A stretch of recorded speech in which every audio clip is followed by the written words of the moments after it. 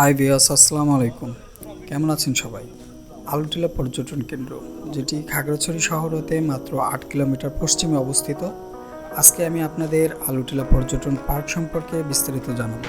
কিভাবে যাবেন, ঢাকা থেকে এর দূরত্ব কেমন, কোথায় থাকবেন, কেমন কি খরচ পড়তে পারে এবং সেই সাথে আলুটিলা পর্যটন পার্ক ও আলুটিলা গুহার অজানা কিছু ইতিহাস সম্পর্কে বিস্তারিত জানাবো। তো ভিউয়ার্স, না টেনে সম্পূর্ণ ভিডিওটি দেখতে থাকুন, আশা করি আপনাদের ভালো লাগবে। আর যারা আমার এই চ্যানেলে নতুন, তারা প্লিজ চ্যানেলটি সাবস্ক্রাইব করে দিবেন। হ্যালো ভিউয়ার্স, আসসালামু আলাইকুম। This is Ariful and this is my channel men blog. বাংলাদেশের যতগুলো পর্যটন স্পট আছে তাদের মধ্যে খাগড়াছড়ি অন্যতম। আর এই খাগড়াছড়িতে যতগুলো পর্যটন স্পট আছে তাদের মধ্যে আলুটিলা পর্যটন স্পট অন্যতম।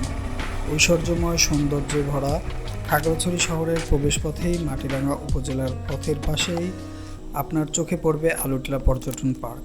আলুটিলা পর্যটন পার্ক বাংলাদেশের একটি অন্যতম ব্যতিক্রম পর্যটন পার্ক, আর তাই এর সৌন্দর্যে আপনি মুগ্ধ হবেনই।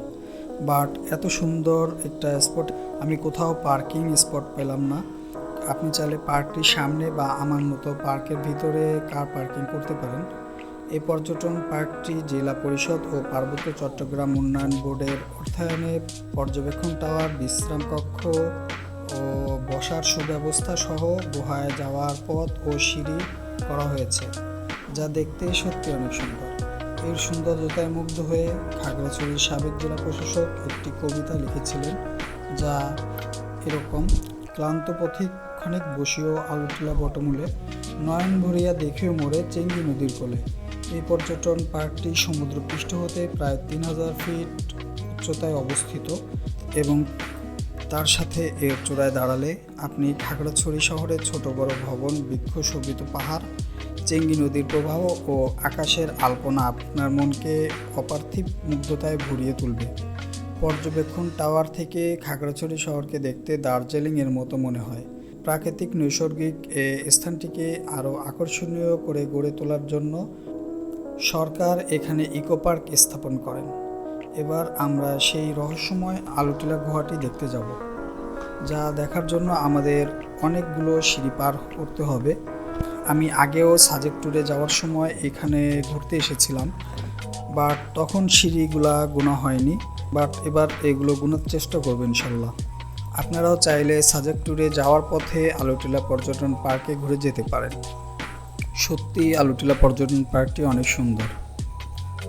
আমি তো সিঁড়িগুলো গোনার চেষ্টা করবই, সাথে আপনারাও চাইলে গুনতে পারেন। কজ অনেকেই এখানে বলে 270টি, 300টি বা অনেক কথা অনেক রকম অনেকে বলে। বাট আজকে আমি রিয়ালভাবে গুনে দেখব যে এখানে টোটাল কতটি সিঁড়ি আছে।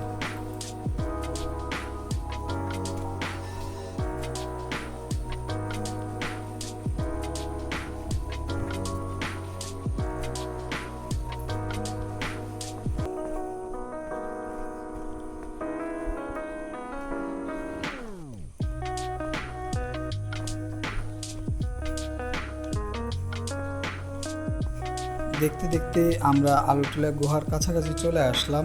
আমি টোটাল 266টি সিঁড়ি পেলাম। আপনারাও চাইলে গুনে দেখতে পারেন। আর আমি সিঁড়ির পুরো ভিডিওটি একটু টেনে আপনাদের বোঝার স্বার্থে দিয়ে দিলাম।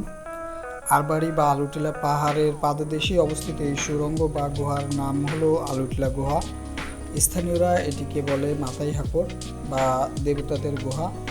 স্থানীয়দের কাছ থেকে শোনা যায়, দ্বিতীয় বিশ্বযুদ্ধের সময় খাগড়াছড়ির দুর্ভিক্ষ দেখা দিলে এখানকার জনগণ এ পর্বত থেকে বুনো আলু সংগ্রহ করেন এবং তা খেয়ে জীবনযাপন করতে থাকেন।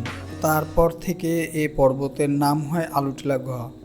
অনেকেই বলে আগে বড় ধরনের ভূমিকম্প হয়েছিল এই অঞ্চলে, সেখান থেকেই এই পাহাড়ের পাদদেশে এই গুহার সৃষ্টি হয়। আবার অনেকেই বলে এখানে ঝর্ণার পানির প্রবাহের কারণে এই গুহার সৃষ্টি। 1920 সালে প্রথম আলুটিলা গুহার আবিষ্কার হয়।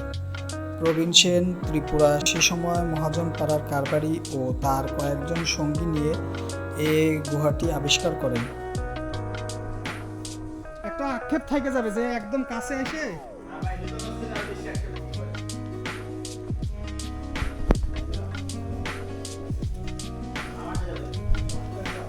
আরে না, যাওয়ার জায়গা আছে, খালি মোবাইলে লাইট জ্বালাও সবাই। আরে কিচ্ছু নাই রে, না একটু আগে তোমাকে আসার আগে লোকজন গেল।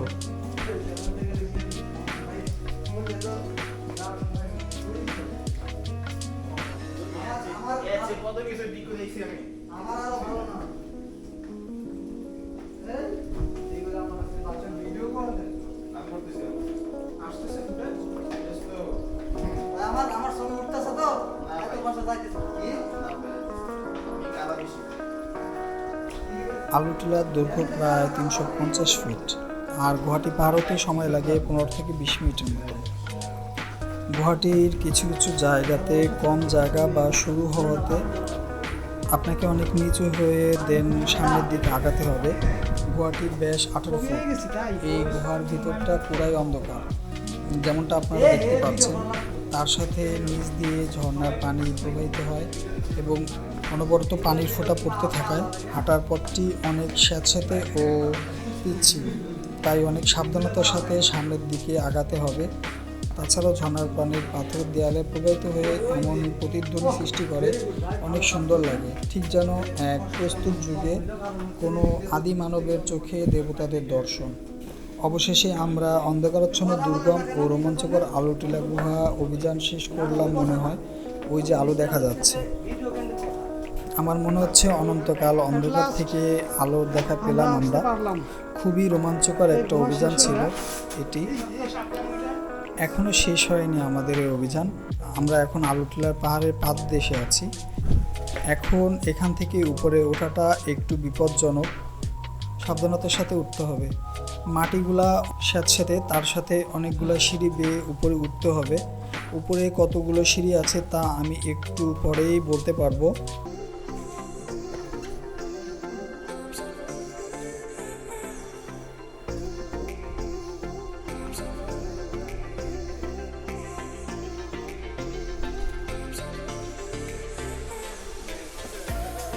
না, থাক, লাগবে না।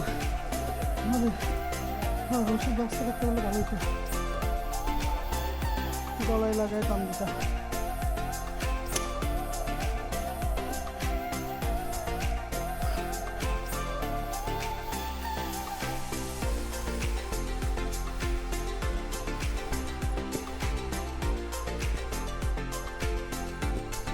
আপনাদের আলুটিলা গুহা থেকে উপরে উঠতে 180টি সিঁড়ি পার করতে হবে।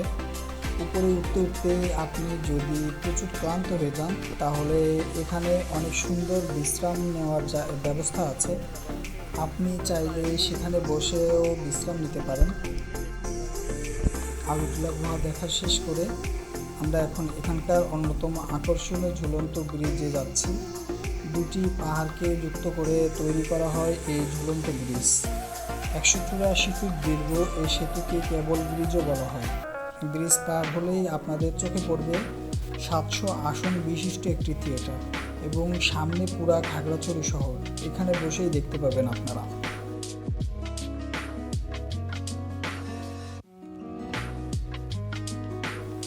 এখানকার এই সুন্দর দৃশ্য আমি আমার ড্রোন দিয়ে ক্যাপচার করতে গেলে হঠাৎ করে একটি গাছের সাথে ড্রোনটি ক্র্যাশ করে, বাট আলহামদুলিল্লাহ ড্রোনটি নিচে পড়ে যাওয়ার আগেই আমি আবার ড্রোনটিকে কন্ট্রোল করতে সক্ষম হই এবং ফ্লাই করেই আবার আমার কাছে ফিরিয়ে আনি। ড্রোনের তেমন কিছু হয়নি, খালি প্রোপেলারগুলো কিছুটা ক্ষতিগ্রস্ত হয়েছে। আমি প্রোপেলার পাল্টিয়ে দেন আবার ড্রোন ফ্লাই করি। এবার আসেন আপনাদের কিছু গুরুত্বপূর্ণ ইনফরমেশন জানিয়ে দিই। প্রথমত, ঢাকা থেকে আলুটিলার দূরত্ব 270 কিলোমিটার। তো আপনাদের ঢাকা থেকে ডিরেক্ট খাগড়াছড়ি আসতে হবে, দেন শহর থেকে মাহিন্দ্র বা সিএনজি বা চান্দের গাড়িতে করে আলুটিলা পর্যটন পার্কে চলে আসবেন। এই পার্কে প্রবেশ টিকিট মূল্য 50 টাকা দিয়ে ভিতরে প্রবেশ করতে হবে আপনাকে। পার্কিং ব্যবস্থা আমার চোখে একদমই পড়েনি, নিজ দায়িত্বে পার্ক করতে হবে। চাইলে এখানকার স্থানীয়দের কাছে বলেও আপনি এখানে গাড়ি পার্ক করতে পারেন, তারা আপনার কারকে দেখে শুনে রাখবে। আলুটিলা গুহাটি অনেক অন্ধকার, আলোর ব্যবস্থা না করে একদম প্রবেশ করবেন না। তাছাড়াও অনেকগুলো সিঁড়ি পার হতে হবে, তাই যারা শারীরিকভাবে অসুস্থ বা দুর্বল তারা এই গুহা দেখতে না যাওয়াই ভালো। গুহা থেকে উপরে ওঠার সময় অনেক সাবধানতার সাথে উঠতে হবে, কারণ একে তো নরম মাটি, তার সাথে মাটিগুলো পুরো স্যাঁতস্যাঁতা, যার কারণে পা পিছলে পড়ে যেতে পারেন। এই জন্য অনেক সাবধানতা অবলম্বন করতে হবে আপনাকে। আর অনেকগুলো সিঁড়ি বেয়ে আপনাকে উঠতে হবে। নামার সময় কষ্টটা একটু কম হয়, বাট ওঠার সময় অনেক বেশি কষ্ট হওয়ার কারণে আপনি চাইলে রেস্ট নিয়ে নিয়ে যেতে পারেন। অনেক বেশি কষ্ট না করাই ভালো। একসাথে উঠতে গেলে আপনার অনেক বেশি কষ্ট হবে। সো আমার সাজেস্ট থাকবে আপনারা রেস্ট দিয়ে দিয়ে দেন উপরে উঠবেন। আর গুহার ভিতরে সাপ বা বিষাক্ত পোকামাকড় কিছু নেই, সো ভয়ের কোনো কারণ নেই। নির্ভয়ে আপনারা গুহার ভিতরে প্রবেশ করতে পারেন। তো ভিউয়ার্স, এই ছিল আলুটিলা পার্কের সকল ইনফরমেশন। আশা করি ভিডিওটি আপনাদের ভালো লেগেছে। আমি মূলত বাংলাদেশের দর্শনীয় ট্যুরিস্ট স্পটগুলোতে ট্যুর দেই এবং তার সকল ইনফরমেশন বা আমি যে প্রবলেমগুলো ফেস করি সেগুলো যেন অন্য কেউ ফেস না করে, তার জন্য ইনফরমেশনাল ভিডিও বানাই, যাতে ওই ভিডিওগুলো দেখে আপনারা অতি সহজে সেই স্থানগুলোতে ট্যুর দিতে পারেন। আর তাই আপনারা চাইলে আমার চ্যানেলটি সাবস্ক্রাইব করতে পারেন। আর এই চ্যানেলের সকল আপডেট ভিডিও সবার আগে পেতে বেল বাটনটি বাজিয়ে দিবেন। আর ভিডিও সম্পর্কে কোনো প্রশ্ন থাকলে কমেন্টস করবেন, আমি রিপ্লাই দেব ইনশাল্লাহ। তো ভিউয়ার্স, আজকের মতো এই পর্যন্তই। দেখা হবে অন্য কোনো দর্শনীয় স্পটে। সে পর্যন্ত সকলকে যেন আল্লাহ ভালো রাখে, সুন্দর রাখে, সে কামনায় টাটা, বাই বাই, আল্লাহ হাফেজ, আসসালামু আলাইকুম রহমতুল্লাহি ওয়া বারাকাতুহু।